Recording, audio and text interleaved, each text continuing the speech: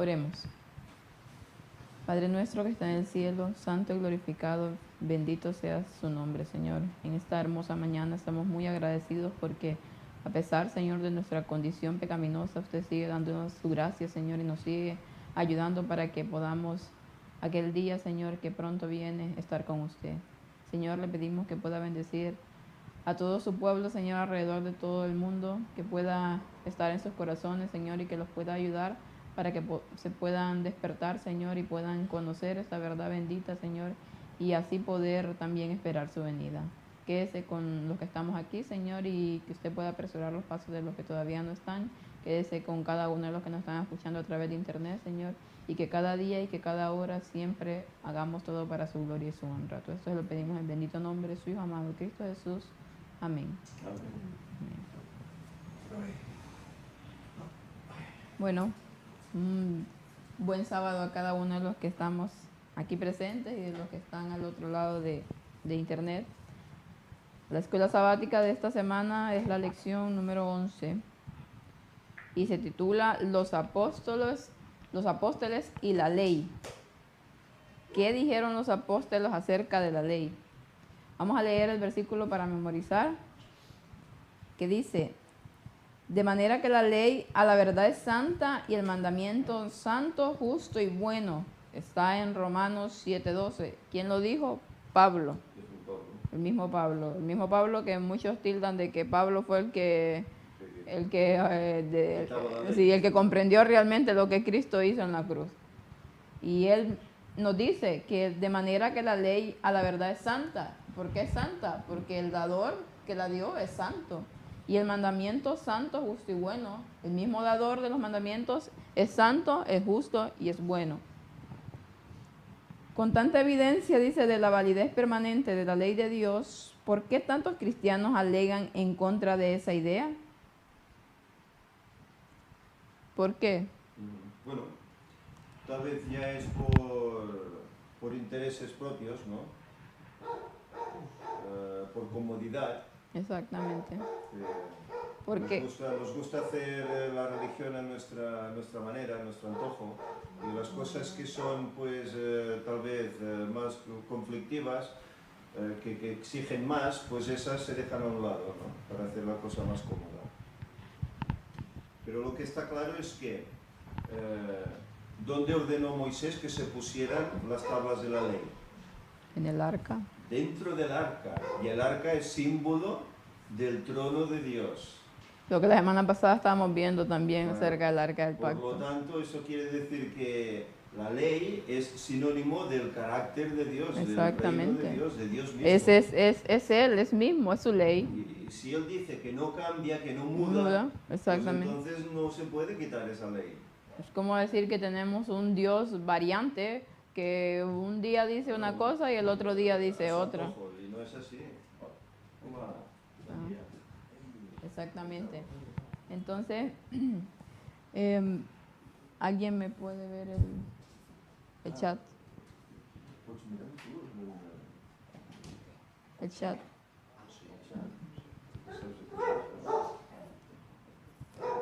Primero dice, y existen varias teorías. Dice, primero uno considera ciertos textos del Nuevo Testamento que condenan una falsa comprensión de la función de la ley, pero concluyen que el problema está en la ley misma.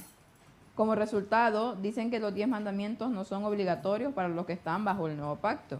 Segundo, dice, otros están tan convencidos de que el sábado no es obligatorio para los cristianos que para justificar esa posición dicen que todos los mandamientos han sido crucificados con Jesús. Y tercero, algunos alegan que los otros 9 mandamientos están en vigencia, pero que el cuarto, el del sábado, ha sido reemplazado por el domingo, que se guarda en honor a la resurrección de Jesús. Muchas otras personas ponen esta postura, ¿por qué? Por el sábado, porque ese es el mandamiento que más les molesta. Claro, pero no olvidemos eso, que todos están incluidos en tablas de piedra, inscritos allá, escritos con el dedo de Dios. Por lo tanto, no podemos tachar. Eso es imperdurable, eso está para siempre, no se puede tachar. Este no me interesa, este lo quito, los demás sirven, ¿no? Sí, y la misma palabra dice, quien transgrede uno, los transgrede todos. Existen muchos problemas con esta exposición. Dice, esta semana consideraremos la actitud de los apóstoles de Cristo con respecto a la ley, porque si hubiese sido anulada o modificada después de la muerte de Cristo, seguramente los apóstoles habrían sabido algo de esto. Y empezamos con Pablo. ¿Qué dijo Pablo acerca de la ley? Y la mayor parte de las personas, ¿qué es lo que hace? Agarrar solo un versículo, se extraen sin agarrar todo el contexto que hay atrás y que hay delante de ese versículo. Entonces, para allá lo acomodan y eso dijo, y lo que diga después no tiene validez. Y entonces vemos aquí en el domingo que no fue así. Busquemos Romanos 3, 28.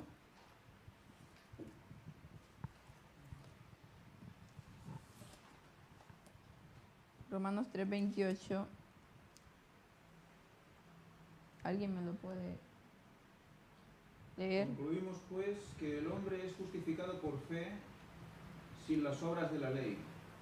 Entonces con ese versículo ya quedamos que la ley no sirve, o que la ley fue clavada en la cruz, porque Pablo lo está diciendo ahí. Pero ¿qué nos dice Romanos 3:31?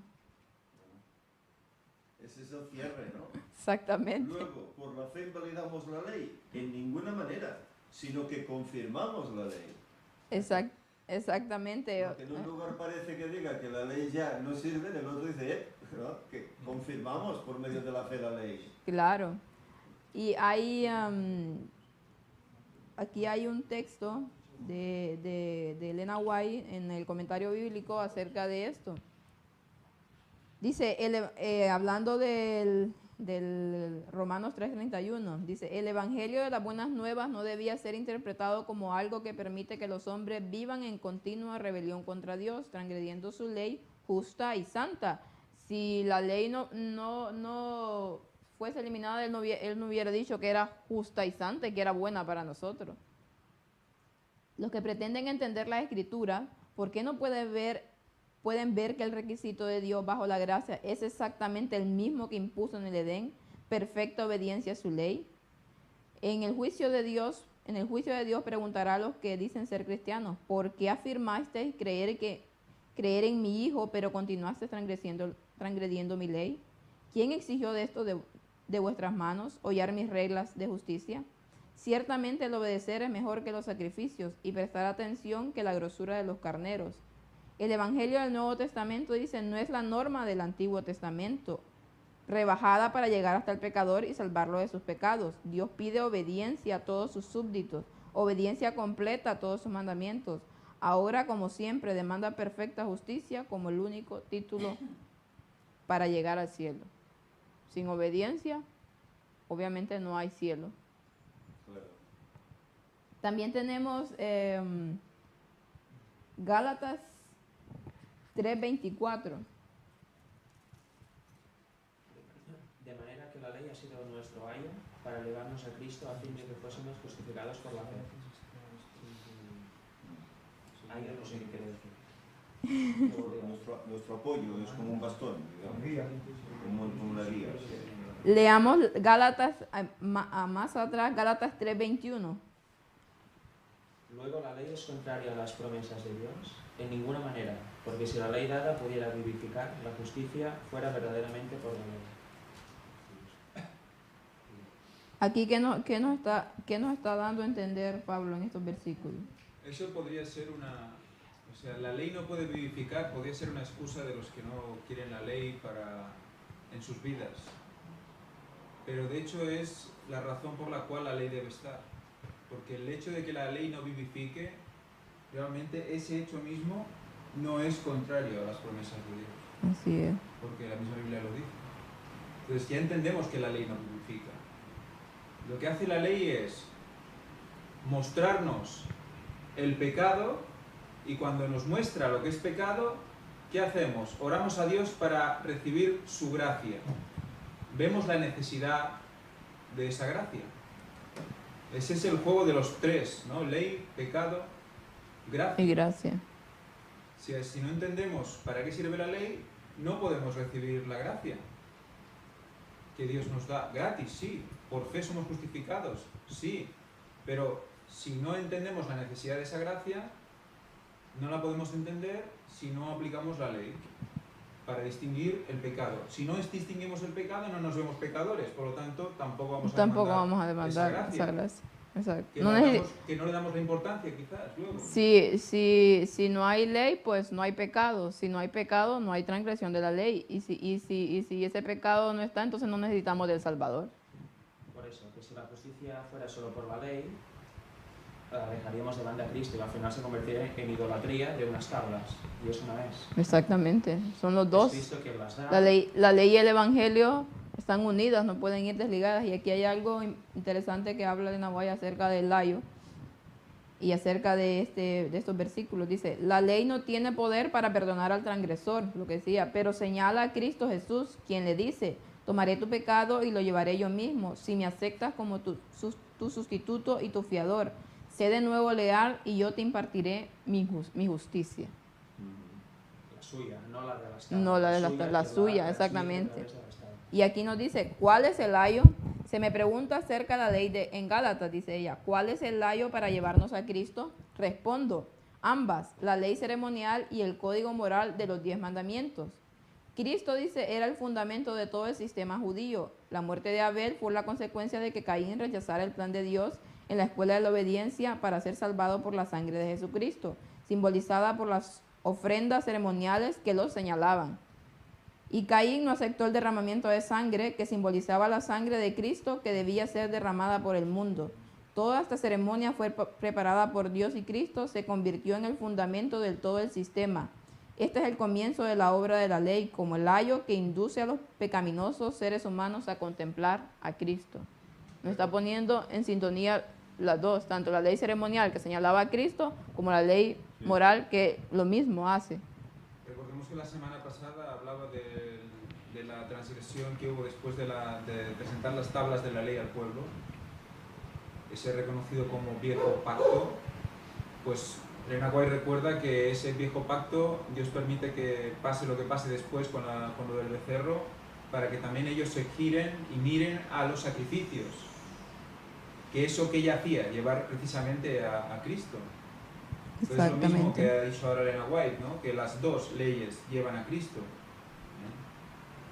Exacto. Dice, y especialmente la ley moral, dice, la ley ha sido nuestro ayo para llevarnos a Cristo a fin de que fuésemos justificados por la fe, lo que dice el versículo. El Espíritu Santo, por medio del apóstol, está hablando en este texto, especialmente de la ley moral. La ley nos revela el pecado y hace que sintamos nuestra necesidad de Cristo y que acudamos a Él en procura de perdón y paz, arrepintiéndonos ante Dios y teniendo fe en nuestro Señor Jesucristo, lo que decíamos. La ley que nos hace sentir la necesidad de Cristo, porque al vernos en el espejo de la ley, entonces nosotros vemos nuestra condición pecaminosa. Y al ver mi condición pecaminosa, ¿qué voy a requerir? Del Salvador que me perdona. Voy a acudir a Él. Hay otra cosa interesante que decía aquí. El problema es ese, que si quitamos la ley, no percibimos lo que es pecado. Y entonces, ¿cómo podemos necesitar a Jesús? Las declaraciones que hizo un obispo esta semana, que fue juzgado por abusar de menores, y él decía que él no entendía que esto que fuera tan malo, que fuera malo. ¿Sí? Pues, no sé, creo que en la conciencia ya se te dice lo que está bien y lo que está mal. Para ellos es bueno eso. Es tremendo. Lo tienen por norma. Pues por eso hace falta una ley para saber qué es lo correcto y qué es lo incorrecto. Exacto. Aquí hay otra parte que me llamó la atención. Cuando la mente, dice, es atraída a la cruz del Calvario con visión imperfecta, se discierne a Cristo en la oprobiosa cruz. ¿Por qué murió? Debido al pecado. ¿Qué es pecado? La transgresión de la ley. Entonces los ojos se abren para ver el carácter del pecado. La ley es quebrantada, pero no puede perdonar al transgresor. Es nuestro ayo que condena al castigo. ¿Dónde está el remedio? La ley nos lleva a Cristo, que colgó de la cruz para que pudiéramos impartir su justicia a hombres caídos y pecadores. De esa manera, presentarlos ante su Padre en el carácter justo y bueno. ¿Qué es lo que, entonces, al rechazar la ley, ¿qué estamos haciendo? Rechazando a Cristo, aunque Directamente. directamente. Directamente rechazamos a Dios. A ver, rechazamos Sí, toda la ley, pero sobre todo el mandamiento que más luz tiene, o que más brilla, cuando Elena White lo describe en el sábado. Santuario Celestial, el sábado. Un sábado. Y ya hemos visto el sábado todo lo que representa, no es solo ese día, que ya es bastante, no ese día de descanso que Dios pone para que nosotros pues dirijamos nuestra mente especialmente a Dios y descansemos de nuestras labores diarias, rutinarias, sino que además nos lleva a su venida, además nos lleva a ese pacto, además nos lleva a su llaga, nos lleva a todo, a la presentación delante del trono de Dios. O sea, que hay toda una significación con el sábado, que si eliminamos la ley, eliminamos todo eso, eliminamos su venida, eliminamos todo. Por eso ese es el mandamiento que más brilla cuando Elena White lo ve. Lo que pasa es que la mayor parte del mundo cristiano en sí, ¿qué es lo que hace con la Biblia? Leer versiculitos, los que le dictan sus pastores, sus sacerdotes o quien sea. Solo lee por encima y no profundiza, no escudriña la Biblia. Entonces, si no escudriñamos, pues obviamente no vamos a llegar a entender todo esto que estaba diciendo Ángel, lo que significa el sábado, lo que significaba la ley ceremonial, a quién estaba señalando. ¿Qué fue? Exactamente, entonces. Su muerte concretamente. Exactamente. Todo el tiempo repitiéndole lo mismo al pueblo Por eso hay que judío. separar una ley de otra. No es lo mismo la ley ceremonial que la ley moral, aunque todas te dirigen a Cristo, pero claro, una tuvo su función hasta que Cristo muere en la cruz y la otra permanece y permanecerá por siempre. Exactamente. Lo que pasa es que cuando existió la ceremonial, también estaba la moral. Claro. Que es lo que tenemos que entender también, ha estado siempre. Ese nuevo pacto que vimos el otro día era un nuevo pacto que empezó con Adán. Que es curioso llamar nuevo, pero Sí, dice que ya Elena White, está. es nuevo porque el derramamiento fue posterior de la sangre, ¿no? Ya. Pero ese pacto empieza en Adán y culmina, se consuma. porque era la culminación, el nuevo pacto, su culminación, desde que lo había señalado del principio del Edén hasta la muerte de Cristo en la cruz. ratifica, ¿no? Como decía Sí, la Biblia, y exactamente. ratifica el pacto. Lo hace verdadero, lo hace cierto. Es que la ceremonial te enseña la guía de qué hacer para llegar a la salvación. O sea, es diferente de la moral.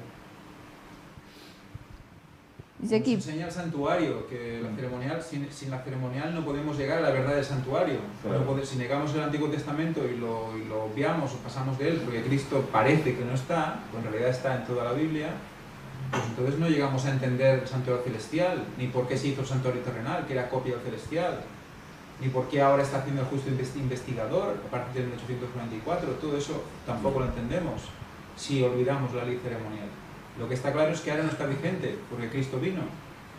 pero en cambio muchos dicen, el Antiguo Testamento ya no tiene validez, solo el Nuevo. Y se agarran de ciertos textos de David para justificar, qué sé yo, sus bailes en las iglesias. Ya. Los citan, o sea, se contradicen. Al mismo tiempo están diciendo que los que están con el Antiguo y el Nuevo se están contradiciendo, y ellos están citando ciertos versículos que les acomodan para sus diversiones. Sí. Es que de hecho la Iglesia Católica lo que está haciendo es cambiar la ley ceremonial también aparte de la moral. Porque en vez de confesar tus pecados a Cristo, los confiesas al cura. Te bautizas cuando has aprendido lo que es pecado o cuando eres un bebé. Ellos te cambian el orden, te cambian los sentidos y luego, claro, si no tienes una guía firme, ¿a dónde vas? A ningún sitio, te pierdes y ya está. Exacto. Y el error de unir en la figura del santuario con la figura de una iglesia estructural, una estructura de iglesia, o bueno, quiero decir, un edificio de iglesia, es un error grave. Confundir la iglesia con el santuario. Y eso se está haciendo también dentro de la misma iglesia adventista en los libritos para niños. Sí.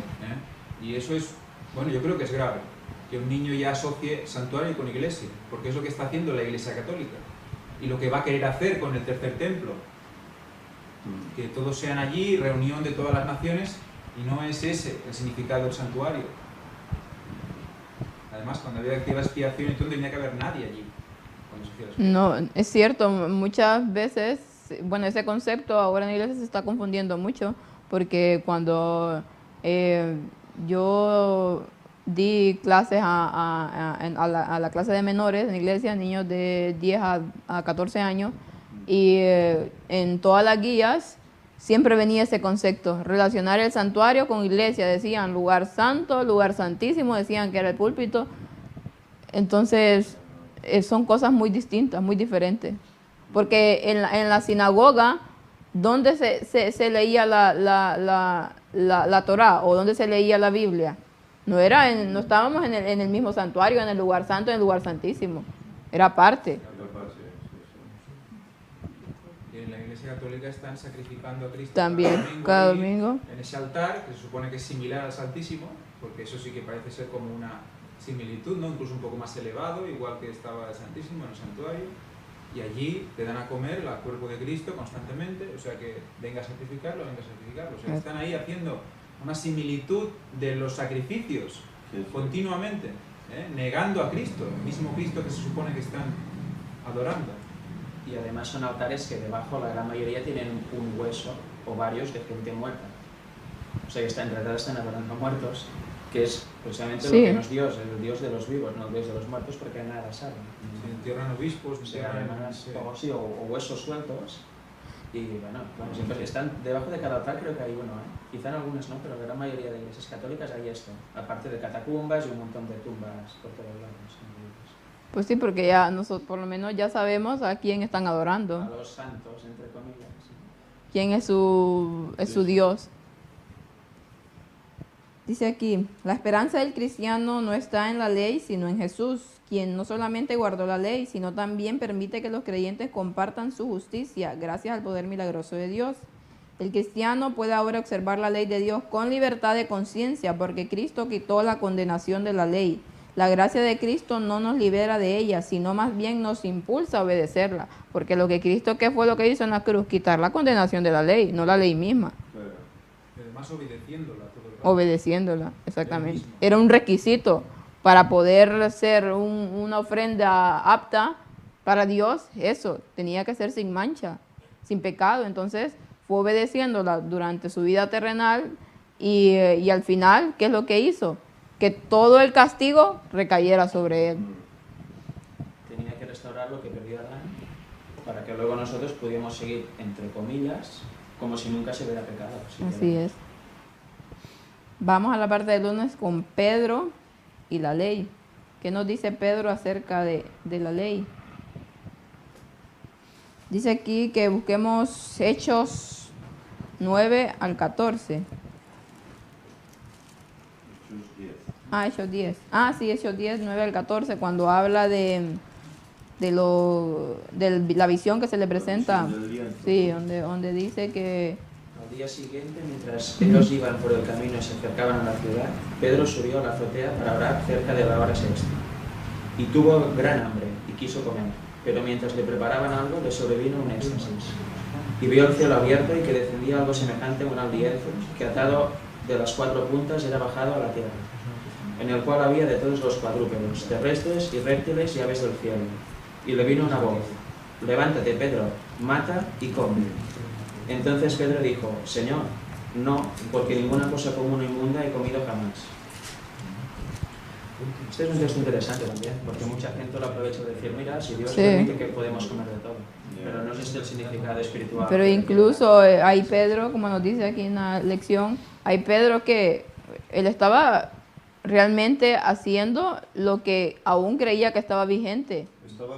Estaba cumpliendo Levítico 11. Exacto. Todavía lo estaba cumpliendo porque dice, nunca he comido algo inmundo. Incluso Cristo ya había ascendido. Entonces él hubiese podido decir, pues ya no puedo, ya puedo comer, ¿no? En cambio sigue con la conciencia, incluso en la visión.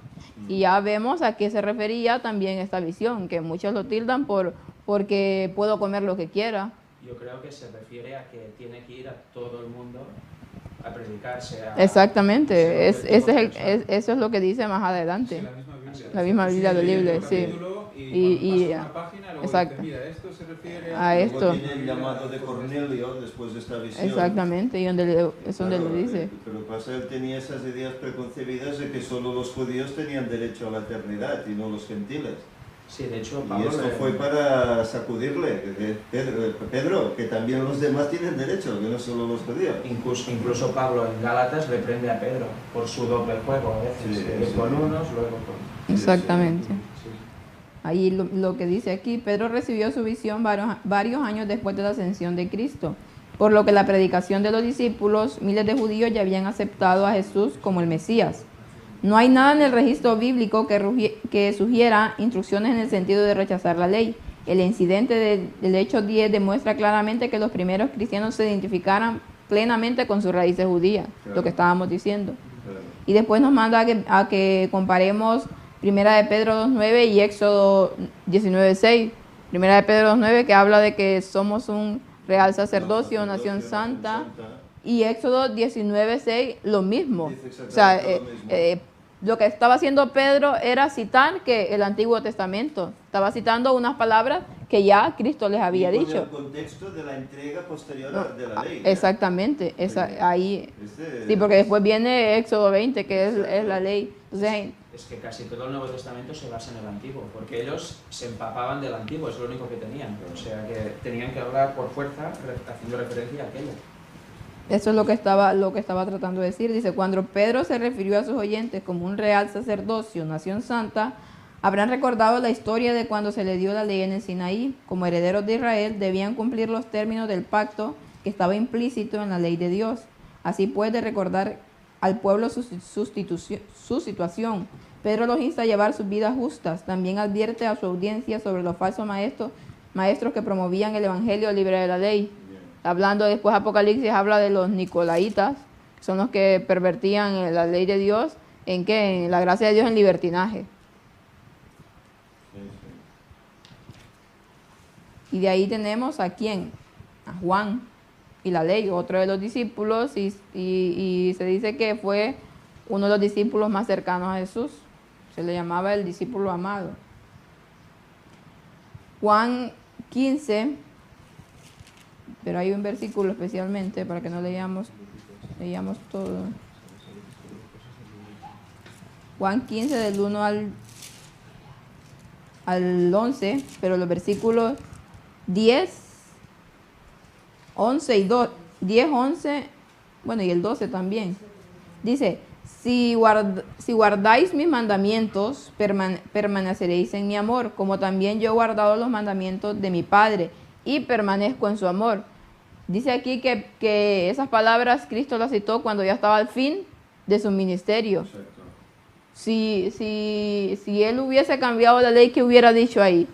Todo lo contrario. Si ya estaba por morir, ya estaba por hacer su sacrificio, pero en cambio dijo, si guardáis mis mandamientos, permaneceréis en mi amor, como yo también, y está citando que él también los había guardado, y permanece en el amor del Padre. Entonces, si nosotros rechazamos la ley de Dios, sus mandamientos, no estamos permaneciendo en el amor de Dios, porque el amor de Dios es eso, es su ley, es su carácter, como decíamos antes. Es que si hay que transformar nuestro carácter al de Cristo, ya solo con este argumento ya se tira por tierra todos los que defienden que no se ha de cumplir la ley. Si tenemos que ser igual que Cristo y él cumple la ley, ¿cómo vamos a no cumplirla?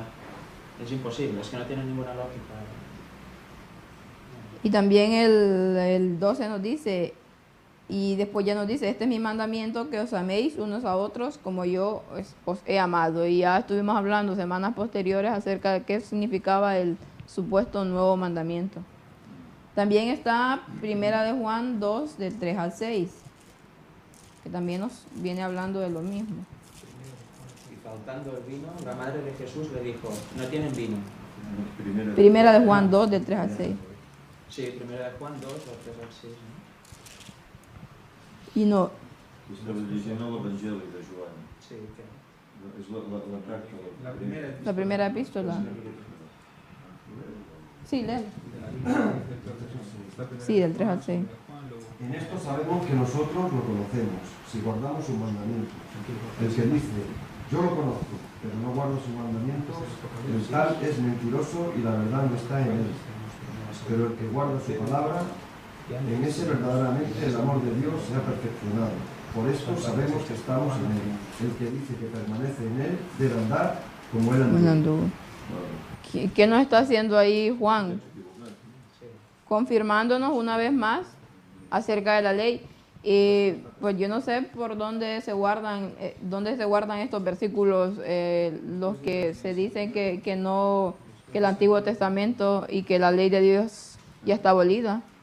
O algunos dicen que estos, como eran judíos y estaban bien ligados, entonces se contradecía con lo que Pablo estaba diciendo. Pero no es así. Si están ahí en la Biblia, ¿por qué es? Porque es parte, porque fue inspirado por el Espíritu Santo. Algunos lo tratan a un nivel tan espiritual que ni siquiera existe ya este nivel. O sea, se montan al lío. Después de Juan, primera de Pedro está Exactamente. Hacia el fin de su vida terrenal, dice, Jesús pudo testificar a sus discípulos que él había sido fiel a los mandamientos de su Padre y como resultado había permanecido en su amor. Y como nos dice aquí Juan, ya escribió posterior a la muerte de Cristo, que si nosotros decimos que estamos en Cristo y no guardamos sus mandamientos, ¿qué somos? Mentirosos. Y además otra cosa, cuando él está en Patmos, dice que está en espíritu en el día del Señor, está haciendo referencia al sábado, que aún estaba vigente. Estando en espíritu le apareció Jesús. Exactamente. Y eso ya eran los años finales del primer siglo, el año 90 más o menos. Y algunas Biblias han traducido ese día del Señor como domingo. Como domingo, pero no es justo porque el día del Señor en la Biblia siempre Es ha sido el sábado, exactamente. No hay otro. Pero algunos Biblias... El Señor, la Iglesia Popular lo pone como el domingo, ¿no? Porque Pero resucitó, en la Biblia el día del Señor, pues el sábado. yo soy Señor del sábado, dijo Jesús. ¿Cuál era su día? ¿El sábado? Ellos dicen que es el domingo porque fue cuando resucitó y tal. Sí, sí, pero la Biblia no lo dice No eso. lo dice en ningún lado. Ahí Dice un está. montón de veces que es sábado. Dice aquí algo de Elena White. Dice, los que andan como Cristo anduvo, los que son pacientes, amables, bondadosos, mansos y humildes de corazón, los que llevan el yugo con Cristo y las cargas con Él, los que suspiran por las almas como Él suspiró por ellas, estos entrarán en el gozo de su Señor. Verán con Cristo el trabajo del alma del Redentor y serán satisfechos. Triunfará el cielo, pues los puestos vacantes dejados en el cielo por la caída de Satanás y sus ángeles serán llenados por los redimidos del Señor. Si ese es nuestro objetivo, o sea, lo que Dios quiere de nosotros, que nosotros vayamos a llenar el lugar que fue dejado por los ángeles. ¿Y cómo son los ángeles? Son santos. Entonces los ángeles santos no pecan, guardan la ley de Dios. Y entonces nosotros nos estamos preparando a ello, pero si en cambio invalidamos a ellos, ¿cómo vamos a ir a llenar? Vamos a ser los mismos que los ángeles caídos, porque son los transgresores de la ley. Por eso la obediencia es importante. Es muy importante, porque si no eres obediente a los mandatos de Dios, no heredarás la eternidad ni ocuparás esos lugares. Y los ángeles son perfectos. Exacto, lo Y que Jesús decía. dijo, sed perfectos como mi Padre que está en los cielos. O sea, que se puede llegar a la perfección, aunque el mundo diga que es imposible. Sí. Santos sin la santidad, entonces estamos también poniendo en duda el carácter de Dios, porque si nos manda a ser como Él y estamos diciendo que no, que la ley... 4.000 llegan a ese estado. Sí. Dicen ellos no se hallan mancha, son perfectos. Pues es que hay que ir con cuidado, porque decir no se puede ser perfecto es llamar a Dios mentiroso. Si Dios, su carácter es la ley y uno de los mandamientos es que no se mentirá, pues estamos en un problema muy grave. Si decimos eso. Exactamente. Hay una cita también de Elena White, en la parte del martes, que dice, la ley de Dios requiere que amemos a los demás hombres como nos amamos a nosotros mismos. Y a veces ese es... Una cosa es ser perfectos y otra cosa es verse perfectos. Claro. Claro, Perfecto según la ley. Bueno, pero no lo vas a saber nunca si eres perfecto. Ya, pero... Aunque seguro que lo seas. no, tú no lo vas a ver. Porque... Los 144.000 van a tener la angustia de Jacob Claro. siendo perfectos. Porque... No, claro, sí, sí, yo me refería, o sea, que Dios vea perfección, pero que evidentemente tú siempre tendrás la duda de, hostia, ¿lo soy? ¿No? ¿He hecho lo suficiente? Eso sí que... ¿Quién? Como tú ves que eres perfecto en Cristo tú pones toda tu Porque... esperanza.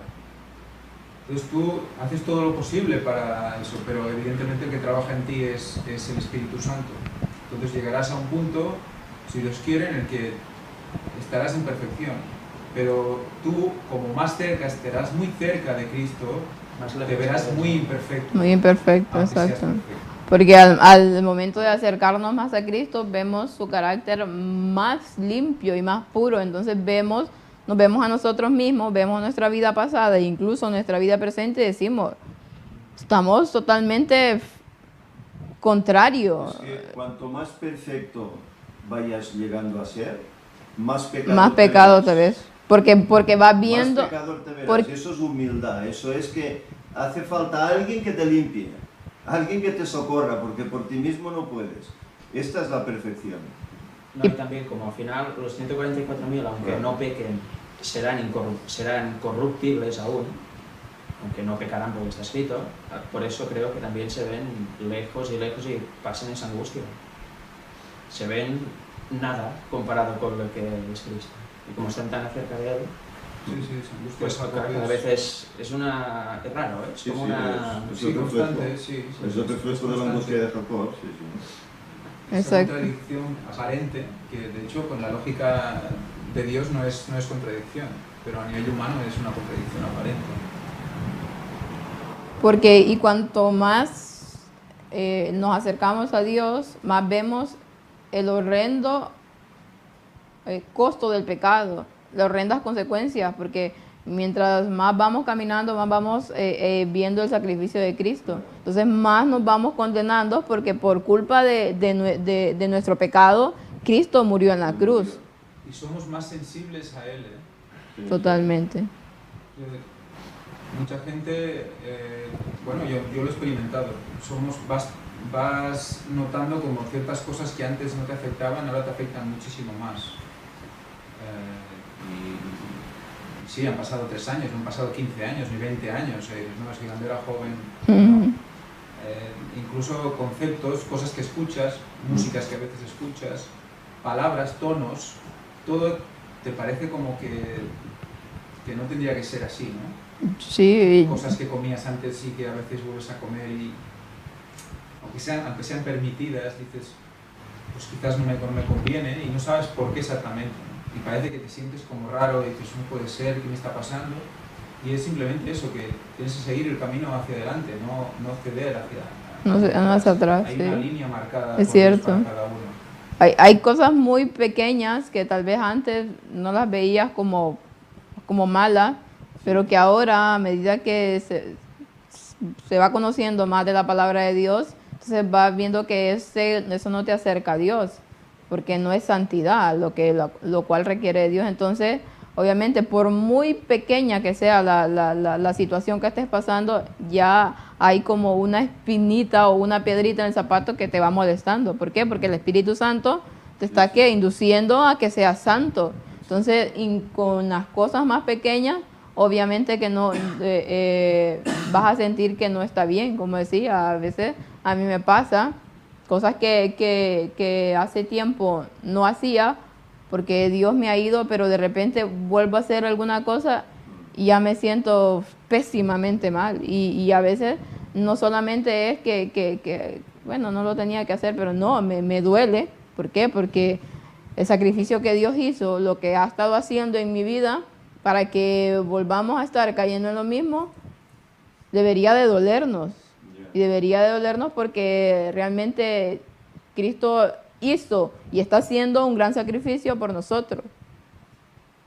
Porque todavía Él sufre cuando nos ve a nosotros que tal vez no hacemos los pasos que deberíamos hacer. Llora porque dice el Espíritu Santo gime con gemidos indecibles, llorando para que nosotros escuchamos y abramos nuestros corazones y dejemos de actuar de la manera que lo hacíamos cuando fuimos antes de ser bautizados, el viejo hombre.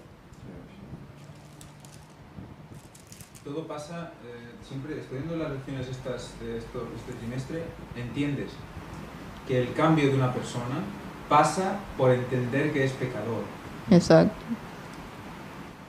Si una persona tiene miedo o tiene miedo a ese concepto o huye de ese concepto, que es lo que pasa en la sociedad actual, ¿cómo que soy pecador? ¿Qué he hecho yo de malo? Yo he hecho lo mejor que he podido, yo soy tal, yo soy cual y me merezco esto y merezco lo otro. Un momento, El concepto de pecador viene innato, viene por herencia. No lo puedes tú dominar ni decir, no, es que he hecho esto, he hecho lo otro. Por obra no puedes hacer nada. Ese concepto es lo que te lleva a la humildad y lo que te hace plantearte un cambio. Si no se acepta eso, no es posible ver nada más. Ni ves la gracia, no te parece necesaria la gracia, no te parece por qué murió Cristo, yo no le pedí que muriera por mí, por qué hizo Sí, eso. no hay una conciencia, Sí. no hay esa sensibilidad, porque tantas veces ya estás tan acostumbrado a tu tendencia carnal que no vas a ver, porque está ese velo, porque al momento de que tú aceptas a Cristo, ese velo se va y puedes ver realmente el sacrificio y puedes ver todo con mayor claridad, pero mientras tanto haya esa barrera que ponemos a veces y que estamos tan cauterizadas nuestras conciencias que somos de piedra.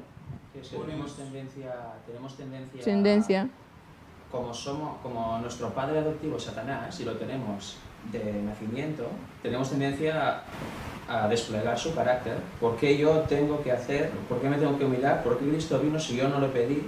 Nos ponemos siempre por encima del Creador, bueno, y estamos transmitiendo todo el rato el mismo carácter de nuestro padre adoptivo. Hasta que no entendemos que tenemos que volver a nuestro padre original, por decirlo de algún modo, pues nada, no hay nada que hacer. Nunca nos veremos como realmente tenemos que ser.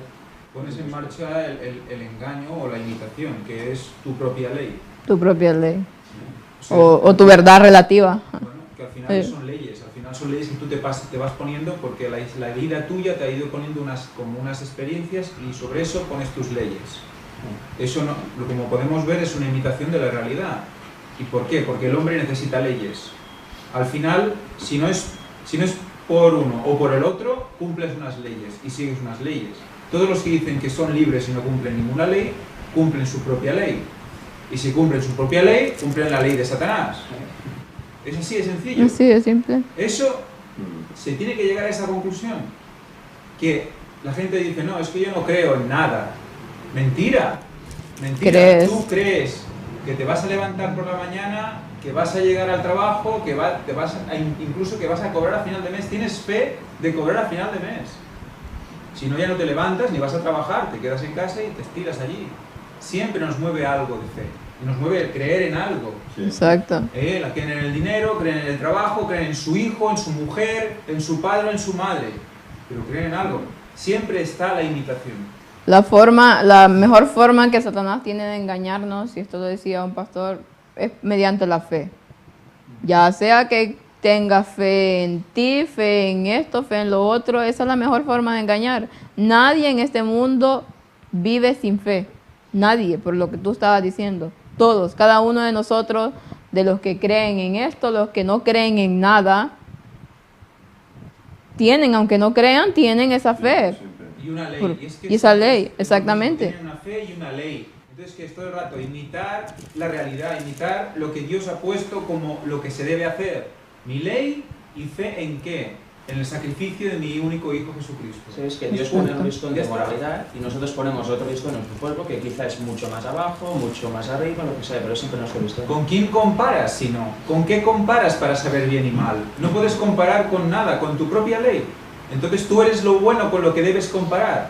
Entonces todos los demás son los malos y es lo que está pasando. Claro. ¿Tú por qué me haces esto? ¿Tú por qué me haces lo otro? ¿Por qué no sé qué? Yo soy esto, tú no. Porque lo comparas contigo. En vez de compararte tú con Dios, con Jesús, con su actitud aquí en la tierra, con su carácter, ¿no? Siempre Exacto. es el mismo error, constantemente.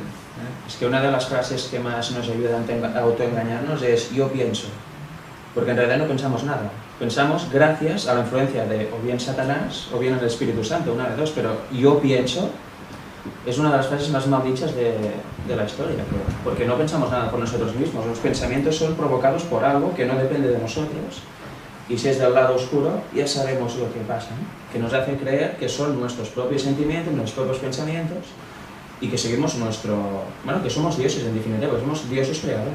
Sí, Al final, esta conclusión. porque lo que pasa es que la fe la determinamos ay, no sé cómo decir esa palabra, la condicionamos debido a lo que sentimos. Ahí está. Ya. Eso es lo que pasa. La mayor parte del mundo, por no decir su mayoría todos, condicionan todo lo que creen a lo que sienten. Según lo que sienten, eso es lo que van a creer, porque es lo que yo estoy viviendo. Cuando Cristo nos manda totalmente a lo contrario, porque nos dice, engañoso es el corazón más que todas las cosas, y perverso, ¿quién lo conocerá? Entonces, sí, para ellos es ley esto. Yo siento eso, por tanto, lo que decía Ángel, es sí, mi ley. es mi ley, Por lo exactamente. tanto, que me diga lo contrario, que se prepare. Eso no es así, eso no puede ser. Estamos así. condicionados por las emociones. Si no hubiera una parte externa a las emociones, que es la parte consciente de nuestro cerebro, donde está incrustada la ley, no puede estar en otro sitio. No, claro. Aparte de que Dios dice que también está en nuestros corazones porque hay una conciencia que te lleva al bien, quieras o no. Esa parte consciente es la que ve esos actos y por eso Pablo lo puede identificar. Por eso Pablo, cuando hace algo malo, se mira la mano y conscientemente decide y juzga. Tú juzgas si tus actos, poniendo la ley como muestra, si son buenos o malos. Yeah. Si no tienes esa ley que te dice si eso está bien o mal, tú vas a ir haciendo lo que dices tú, si lo que sientes, lo que te lleva, me parece que esto está bien y punto. Exacto. Y claro, el actuar en contra de lo que sentimos es el caballo de batalla de la humanidad entera, durante toda la historia. Si tú lo que sientes es correcto, tranquilo, para adelante. Pero si lo que sientes no es correcto, hay una manera de saberlo. Por eso tenemos que grabar la ley en nuestros corazones, en nuestra hipotálamo, ¿no? Por decirlo de algún modo. Porque como Adán tenía en el Edén. Sí. Es algo que ya sale solo. Si la tienes grabada en tu hipotálamo, todo lo que harás será bueno, conforme a la ley moral. Porque sí, porque lo que pasa es que creemos en lo que vemos. Claro. Ahí está, por ejemplo, cuando Dios te dice, coge este camino, pero tú sientes que no te vas a sentir, que no encajas con ese camino, pero Dios te está diciendo, por ese camino, ¿qué decisión tomas? Vas una de dos, o rechazas a Dios y te vas por tu camino, pero no puedes jugar con ambos. Es que nos basamos en los sentidos. En los sentimientos. ¿Qué es lo que pasa con las parejas actualmente? ¿Qué se basan? En sus sentimientos. Que yo miro a este, es el que me gusta y ya está. Pero ¿consultamos a Dios? Obviamente no. ¿Por qué? Porque estoy creyendo en mi sentir, en lo que yo estoy viendo, en lo que es agradable a mis ojos, en lo que hizo Sansón. Se fue, terminó como terminó, ¿por qué? Porque se basó en sus sentidos, en lo que veía. Y lo que hizo, bueno, y todo, exactamente. Mira lo que ha pasado. Todo. Entonces, cuando tengamos decisiones así, siempre tratemos de ir a la palabra de Dios. Ahí está el razonamiento nuestro, ahí está nuestra conciencia. Si nosotros tomamos decisiones con la palabra de Dios, nunca nos vamos a equivocar, porque es Dios quien nos está guiando. Pero en cambio tomamos decisiones con mi sentido, con lo que yo veo, con lo que a mí me parece, siempre va a haber errores. Y luego, para educar el hipotálamo, como comentaba él, no basta solo con la fe. En el momento, el hipotálamo funciona a través de cambiar las rutinas y los hábitos. O sea, un pensamiento lleva al acto, y el acto al pensamiento, y el pensamiento al acto, y el acto al pensamiento. Evidentemente empieza por el pensamiento, no por el acto. Por eso las obras no te salvan. Exacto. La fe necesita, la fe te salva o se te justifica, pero tú necesitas llevar esa fe a tu vida y por lo tanto poner obra. Por eso dice la palabra de Dios también que nos juzgarán por nuestras obras. Ahí está el valor de las obras tienen que estar, no se pueden negar las obras. Pues las obras llevan ¿a qué? A marcar una tendencia de rutina, una tendencia de hábito, y eso cambia las conexiones cerebrales y eso hace que el hipotálamo tenga también facilidad para hacer aquello que ya has hecho una vez, y si lo vuelves a hacer tendrás la habilidad para volver a hacerlo otra vez. Y eso, por eso el hábito de la lectura, el hábito de la oración, el hábito de la alimentación, todo eso al final es cambiar tu forma, tu mente, exactamente. Dice Pablo, ¿no? Transformados, salvados o algo así por la transformación de vuestro entendimiento. Transformas el entendimiento, entonces ya surge. Y luego ya no es tan difícil en el sentido de luchar constantemente con esa. O sea, que poco a poco va surgiendo y eso es un cambio que tú notas, ¿no? Que ya no te planteas tantas cosas como antes, planteas otras, pero aquellas ya no. Ya no. Lo que pasa es que si, como tú decías, si vamos condicionando nuestra mente con lo que estamos haciendo, entonces debemos de pensar que lo que hacemos es lo que va a formar nuestro carácter. Y si nosotros estamos haciendo o viendo o escuchando o lo que sea, o diciendo con esto, entonces eso va condicionando nuestra mente y va moldeando esa mente ¿a qué? Hacia el carácter de Dios y hacia el carácter del enemigo. Entonces siempre se pone esas dos cosas en balance. Con estos hábitos que hago, ¿en qué balanza están? ¿En la de Cristo o en la de Satanás? Obviamente, entonces si todo lo que hacemos va en la balanza de Satanás, ¿para dónde va la de Cristo? Para ningún lado. ¿Por qué? Porque la que estamos llenando realmente es la de Satanás. Entonces, ¿qué estamos pareciéndonos? Su carácter. Y luego está el típico concepto de, bueno, un poco de todo y hay un equilibrio, ¿no? Esa balanza, y dice, bueno, aquí estamos, eso es el concepto oriental, el concepto del yin y el yang, del que se compensa y tal. No vamos ahí tampoco, o sea, lo que decíamos el otro día de los colores, o blanco o negro. El blanco, no hay grises, el Satanás quiere ese gris, no. Tenemos que, no hay tiene que estar decantando hacia el mismo lado, si no, pues vamos hacia el otro. Y vivir con un pie en cada lado es que nos vomite de su boca, ¿no? Como dice la Odisea. Exactamente. Los tibios. O estás conmigo o estás contra mí. O juntas, dice Cristo, o desparramas. No hay algo neutro. Hay mucha gente que dice que es normal, también al principio, o cuando vas estudiando, pero hay gente que dice, no, yo veo esto, veo aquello y no me decido. Yo ya veré. Pues cuidado porque te puedes morir hoy. Y si te mueres sin decidir, eres la Odisea personificada. Y eso hay muchísima gente que lo hace. Y también referente a las obras, es una responsabilidad porque las obras sirven de ejemplo para otros también. Si dices que crees en Dios y te ven de fiesta, bebiendo, ¿qué pasa? Y si te ven con un carácter análogo a la ley moral y llevando una vida sana y buena, pues les puede servir de ejemplo para él. Oye, esta persona está muy bien, voy a seguir su ejemplo. Voy a estudiar el testimonio, exacto. Si puedo estar como que muchas veces somos piedras de tropiezo para otros, para los más débiles o como sea, pero si nosotros estamos supuestamente tratando de llevar ese camino y viene otro hermano y nos ve en cosas que no están bien, entonces va a decir este hermano que está más débil, bueno, pero si este lo hace, pues me da pie, si ya lo estoy haciendo yo, me da pie a que lo siga haciendo y que ya no sienta ningún remordimiento. Entonces tenemos que tener conciencia de que lo que nosotros hacemos influye en las demás personas. No somos una isla, no somos una sola cosa, influimos a nuestro alrededor. Aunque no creamos, que a veces pensamos que estamos en lugares y nos ponemos a hacer cosas indebidas y supuestamente nadie me ve. Y sí, ha pasado muchas veces que en lugares donde no se crea que no hay nadie y hay personas que están siguiendo una cierta conducta, aparece alguien y después, ¿cómo quedas? Y de hecho, fuiste piedra de tropiezo. Aunque nadie te viera realmente, exactamente. Eso, tienes que hacer lo bueno porque te estás condenando. Exacto. Hay una nube de testigos. Sí, de ángeles. Y esto es un gran problema en las iglesias cuando entra gente nueva que se cogen a personas que están haciendo las cosas muy mal, los cogen como punto de referencia. Yeah.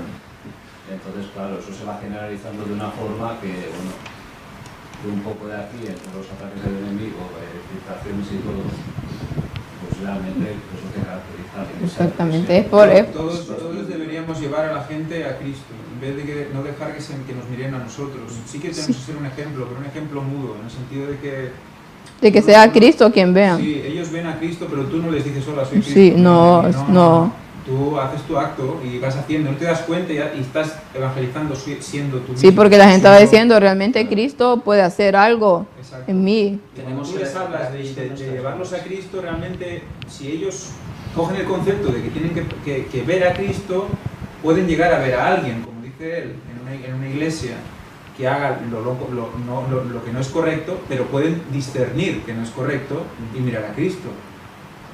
Que también eso, a ver, en todos sitios cuecen habas, en el sentido de que pues hay de todo en todos lados, ¿eh? Y eso lo queremos entender, somos humanos, ¿no?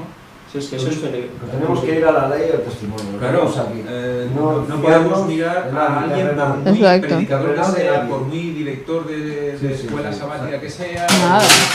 o lo que sea, ¿no? Ni del consejo de no sé qué, ni de... Es que es peligroso porque los humanos tenemos tendencia al mal y también somos muy vagos. y- Tendemos a ver lo que vemos, bueno, pues si este rebaja lo que es ahí todo, pues me acomodo y de maravilla, si también tengo la salvación, y no es así. Ese es el mayor, ese es uno de los caballos de Troya de la mayor parte fijan su vista En lo más débil, lo más fácil. exactamente en el hombre pecaminoso que jamás va a hacer algo por él, o sea que jamás, si ponemos la vista en el perfecto, jamás nos va a defraudar, pero si ponemos la vista en el imperfecto, obviamente vamos a quedar Si chasqueados. ponemos la vista en el imperfecto, el más débil, tendremos tendencia incluso algún día de yo soy mejor que él. También. Y eso ya es dar rienda sobre el orgullo y a la prepotencia. En cambio, si nos fijamos en Cristo, Satanás anda alrededor como mirándote como león rugiente, mirándote todo el rato a ver cuándo te puede atacar. Exacto. y te tira dardos de fuego. Lo que pasa es que las iglesias normalmente no se trae a la gente por el conocimiento, sino por las emociones. Entonces, claro, llevar a la persona a Cristo es llevarlo directamente al conocimiento. Entonces, claro, cuando entras, ¿qué haces? Buscar puntos de referencia. Por eso los ciegos, pues llaman los ciegos y estamos viendo las cosas que estamos viendo, que realmente grupos que no tienen nada que ver con la doctrina real, ¿no?, de la iglesia adventista pionera. Aunque también hay que tener cuidado con el conocimiento en el sentido de que al final puede envanecer. O sea, tenemos que tener claro que el conocimiento viene a través de Dios y, bueno, que el conocimiento está en la palabra y es de Él, no nuestro. Lo que tenemos que hacer es llevar frutos, ser árboles de la vida y llevar fruto bueno a la gente. Porque si llevamos solo conocimiento, al final acabaremos atrayendo a la gente a nosotros para que les expliquemos en vez de a Cristo, que es el que a través de nosotros puede explicar. O sea, si Esa es nuestro otra cosa. Nuestro objetivo siempre tiene que ser llevar a las personas a la Biblia, que indaguen por ellos mismos. Claro, al principio hay que ayudarlos, porque obviamente no saben, pero siempre tratando de llevarlos a que la mejor investigación que pueden hacer es por ellos mismos. Que no se fíen de una No se persona, fíen. porque esta persona puede fallar, sin ser consciente incluso, pero puede errar, y si se fían de esa persona y falla el ejemplo, ya está. Exacto. Pero Iba a al decir- final se usa más, digo, entre el mundo de la iglesia es más pequeño, porque precisamente se usa para evangelizar métodos totalmente de fuera, pues ya es complicado. En vez de confiar en Dios para atraer gente al Evangelio, se confía en argumentos humanos para elevar gente a la iglesia. Esa es la diferencia. ¿Ibas a decir algo, Ancho? Sí. ¿Qué iba a decir? Ah, sí. Pues antes has hablado de una palabra libertinaje. Que, bueno, no sé si quieres... Sí, pero es que me estoy adelantando y- quería hablar algo de Santiago, sí, en la parte de Judas, en un comentario que me lleva a Apocalipsis, y estaba hablando de eso mismo, pero antes quería hablar acerca de Santiago, que ¿cómo dirían? Es la punta de lanza de la mayor parte del mundo protestante. La epístola, la que no, sí, no debería estar, la que estorba, exactamente. Eso es lo que no entienden por qué está. Y sí, no entienden. Es como los descubrimientos arqueológicos que no interesan, ¿no? Exacto, también. Esto de la época, esto antediluviano no puede ser. No, fuera. Fuera, venga, ahora vamos siguiendo la línea bien. Venga, seguimos. Sí, y dice él, ¿no blasfeman ellos el buen nombre que fue invocado sobre vosotros? Si en verdad cumplís la ley real conforme a la Escritura, amarás a tu prójimo como a ti mismo, bien hacéis. Pero si hacéis acepción de personas, cometéis pecado y quedáis convictos por la ley como transgresores. Eso nos dice Santiago 2, del 7 al 9. Pero la parte donde más duro, porque Santiago en su epístola es tan claro y tan, ¿cómo le dicen? Yo no me acuerdo cómo. El clavo. Sí, pero aquí le dicen la palabra, Meter el dedo en la llaga. no, cañero creo que es Cañero. que sí, Bueno, es pues, bien, es así, bien. Es muy así como tirando abajo. Exacto, porque dice, Aquí nos mandaba que leyéramos del 1 al 26, pero voy a leer del 2 del 14. Santiago 2, del- Dice, hermanos míos, ¿qué aprovechará si alguno dice que tiene fe y no tiene obras? ¿Podrá la fe salvarle?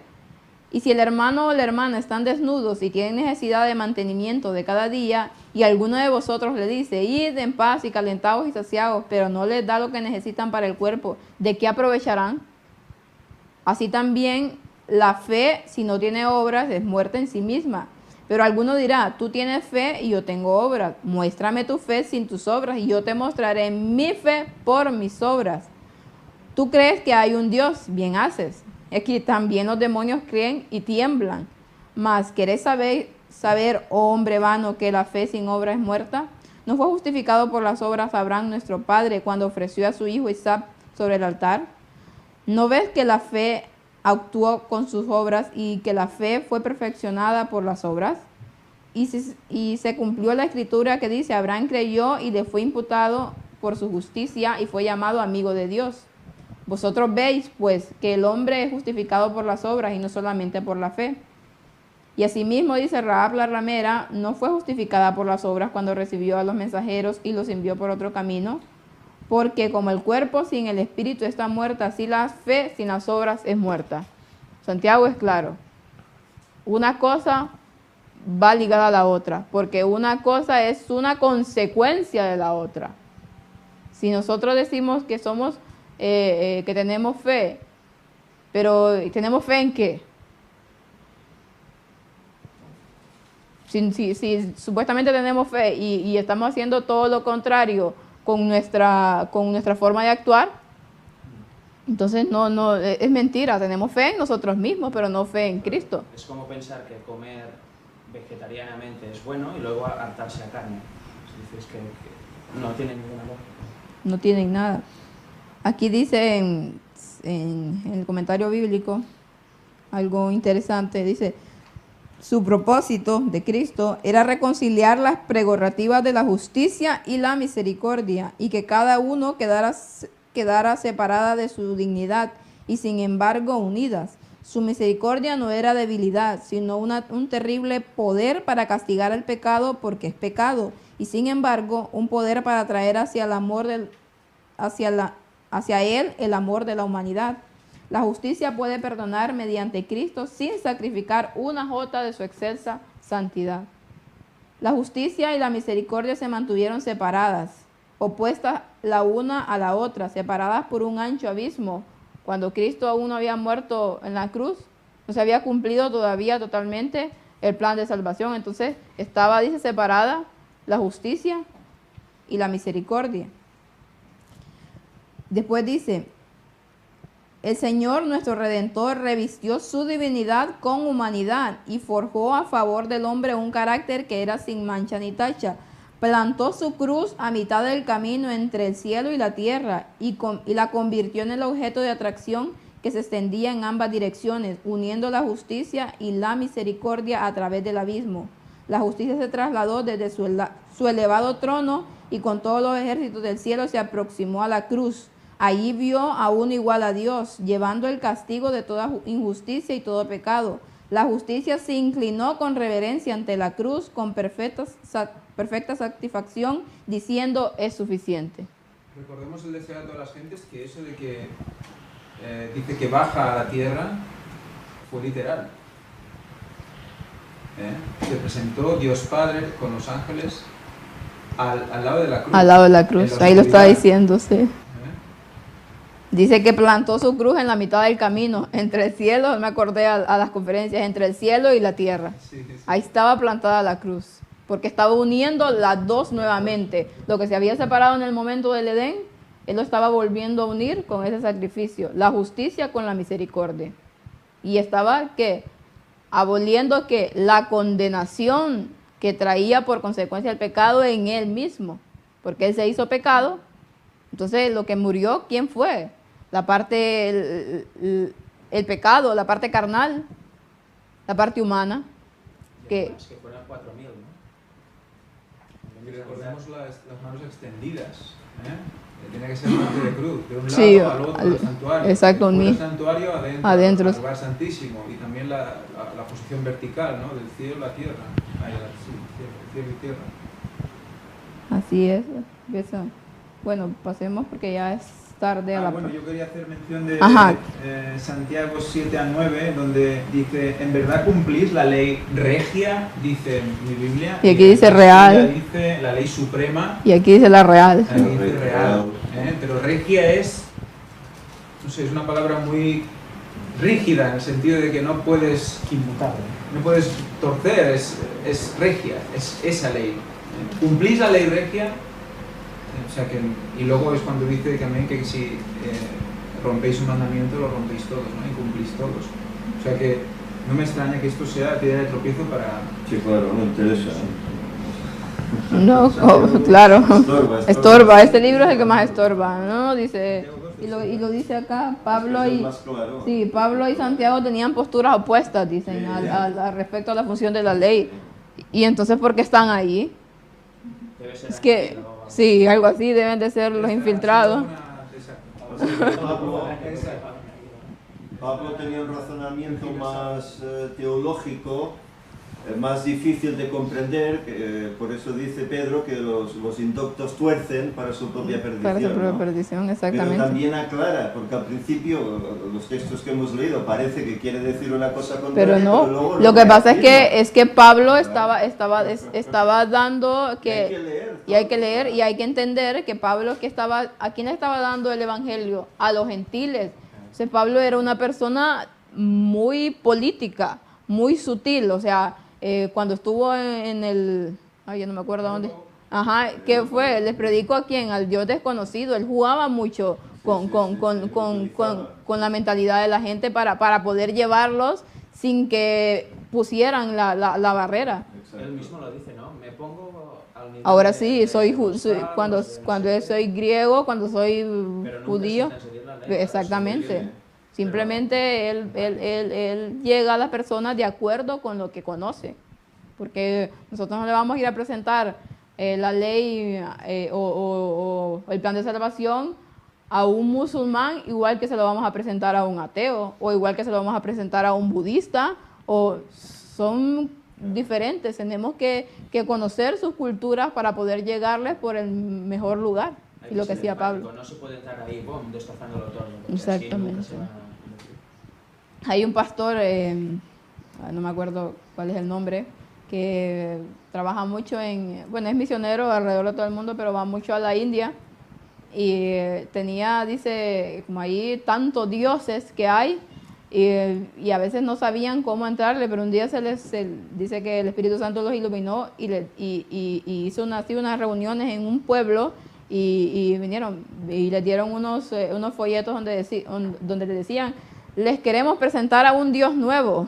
Tantos dioses, les vamos a presentar a un Dios nuevo que no conocían, pero que aquí está. Mire, este es el número tal. Y de esa forma pudieron entrar a estas personas.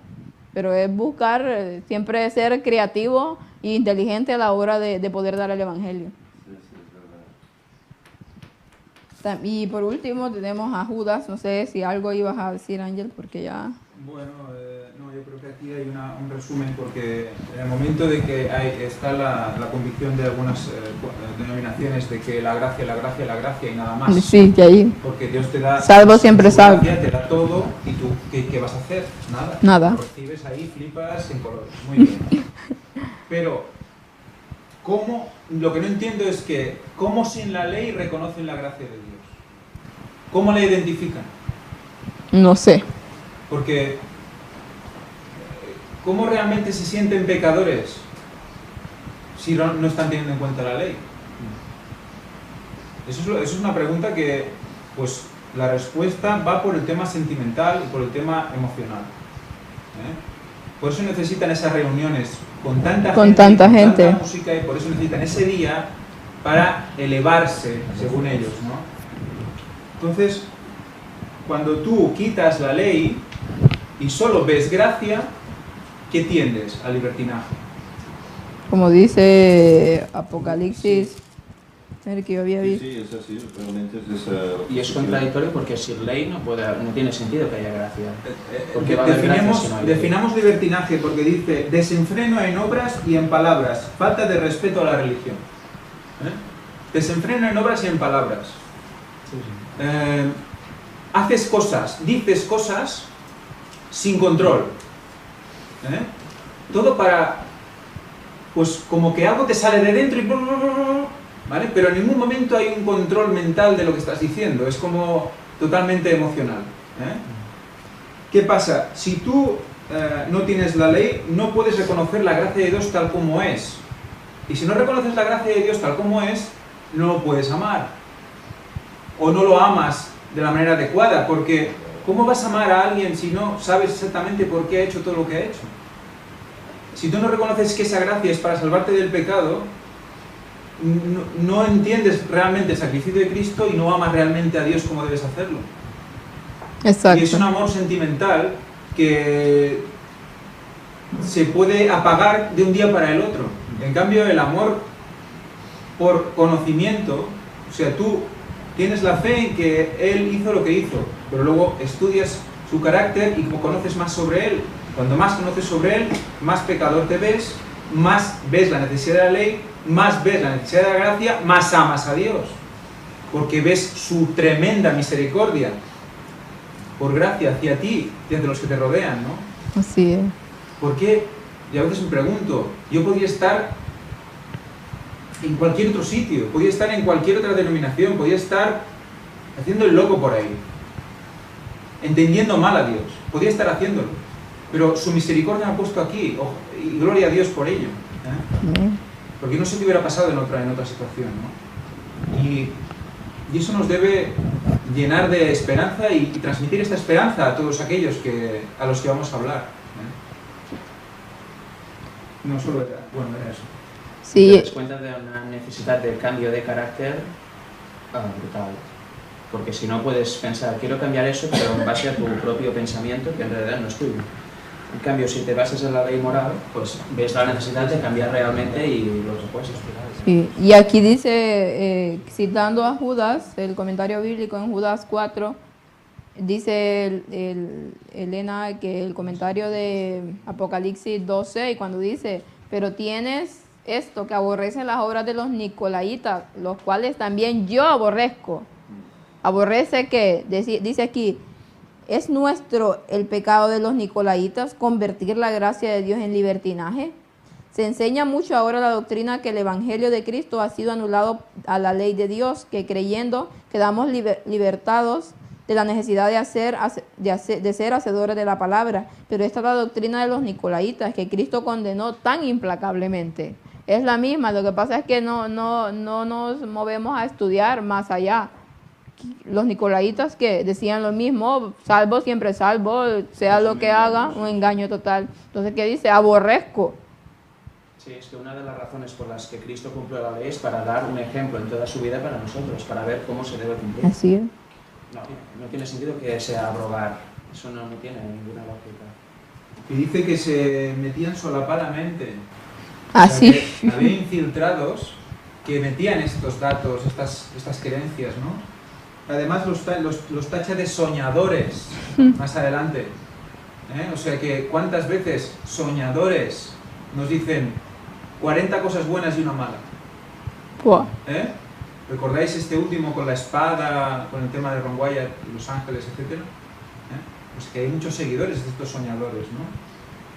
Estos que dice que tienen revelaciones o sueños. Exacto, y luego eso que hace, convertir la gracia en libertinaje, que es lo que comentábamos, ¿no?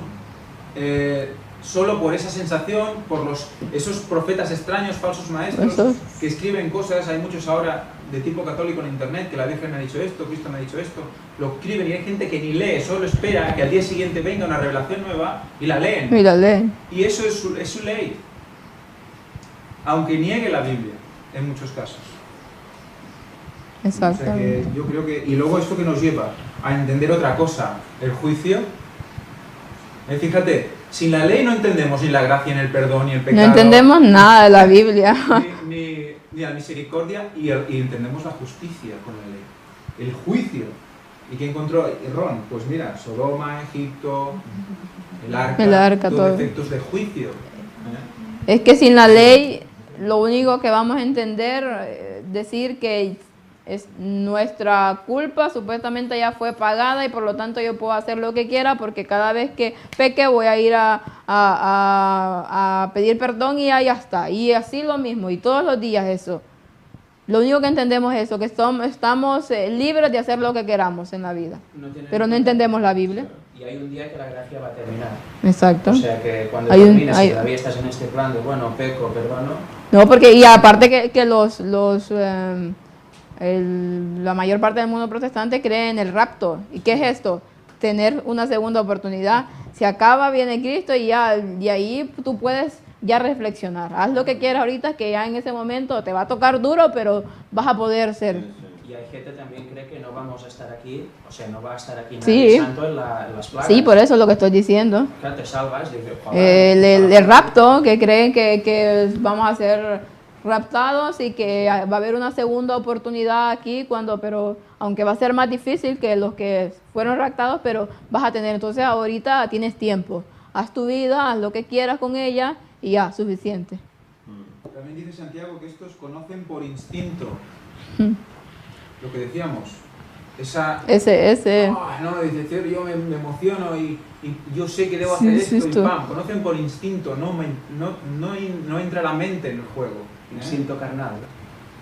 Aparte que son soñadores y dice, adulando a las personas para sacar provecho. Adulando. A las Adulando. personas para sacar provecho. Si alguien nos dice Elena White, además que eso es satánico, si alguien nos dice, tío, eres el mejor. De verdad, macho. Sigue así. Puedo tener tus... bueno, tendrías que estar hablando. Pum. Satanás habla por su boca. Sí, Sí, sí. sí. Porque eso es para que tu ego crezca. Claro. O sea que, fíjate... Para que te mires a ti. Qué sutil y cómo Santiago está definiendo a la nueva era. Totalmente.